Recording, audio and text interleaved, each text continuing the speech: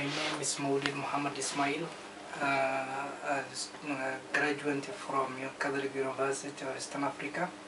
My life back then, I was born in a rural area in Somalia, where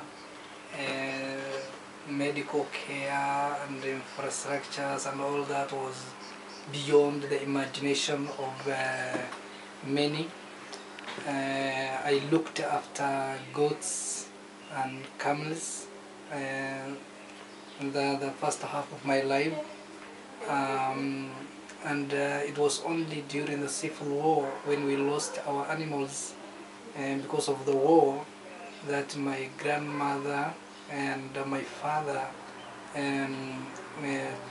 went into Kenyan powder, and then from into Amadera, the Kenyan Somali powder, and then they joined the refugee camp in Mandera, and then from there we were transferred from Mandera to Dadaab, and actually that's where my basic education started, and this is where I attended a formal education system from primary up to secondary level, and the life in the camp was very hard, and there were challenges. A few of them to mention: the resources in terms of schooling were very inadequate, and in terms of healthy care was very poor, and the donors at the time were concentrating more on the refugees, but because of the nature of the influx, and by that time it was inadequate, and many of the refugees could not access, in fact, even formal education. I attended in primary level, where I finished with the primary level of Kenya Certificate Primary Education in 2002, and I scored 312 out of the possible 500, and I became one of the lucky students who got a placement in high school. I had to work hard, and by the time I reached Form 2, and I was inspired by one of the students who was a pioneer.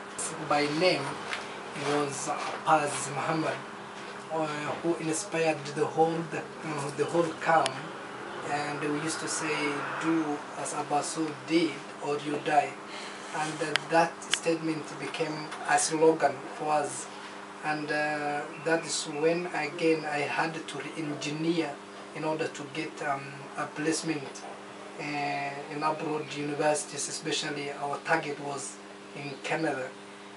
But my dream shattered when I scored a mean grade of P- in my final exam in high school, and by then I had to explore other alternatives.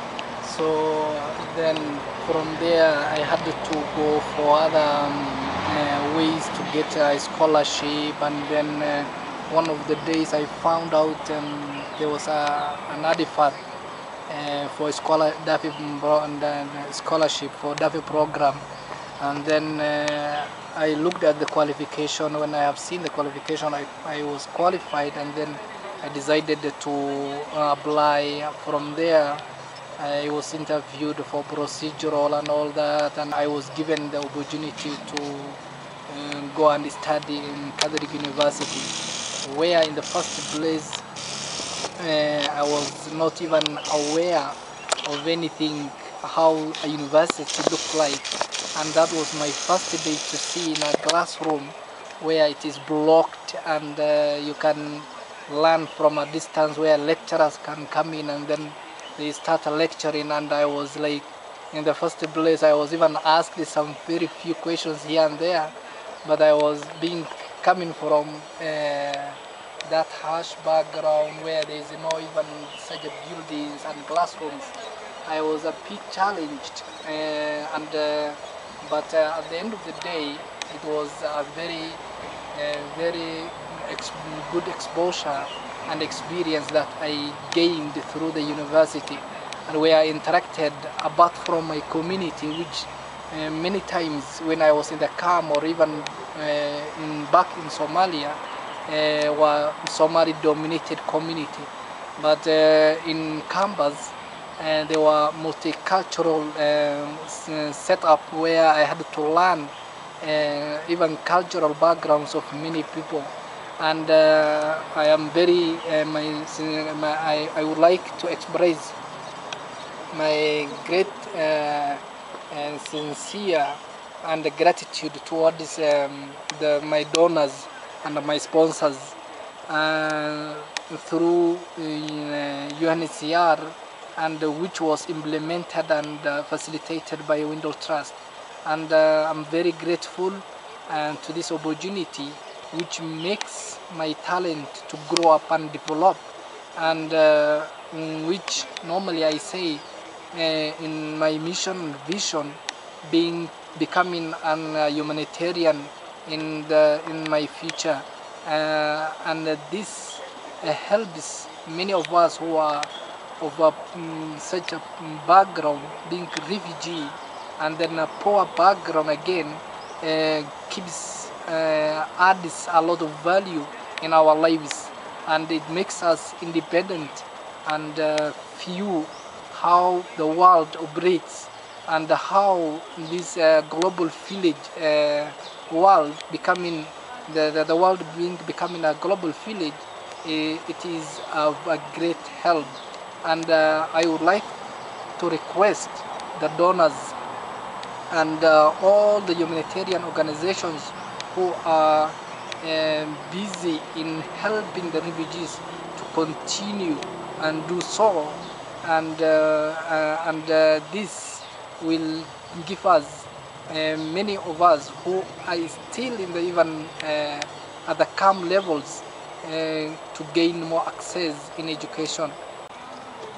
So in the refugee camp, many students work so hard and perform well in their exams, but at the end of the day, many of them could not get a scholarship or a sponsorship in their further studies.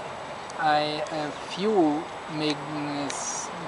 of them may get friends or relatives to sponsor them who are in abroad, but many, such as like me, desperately need help or assistance from the donors, and I wish all the donors to make a difference in these refugees who are desperately need assistance. Thank you all. Yeah.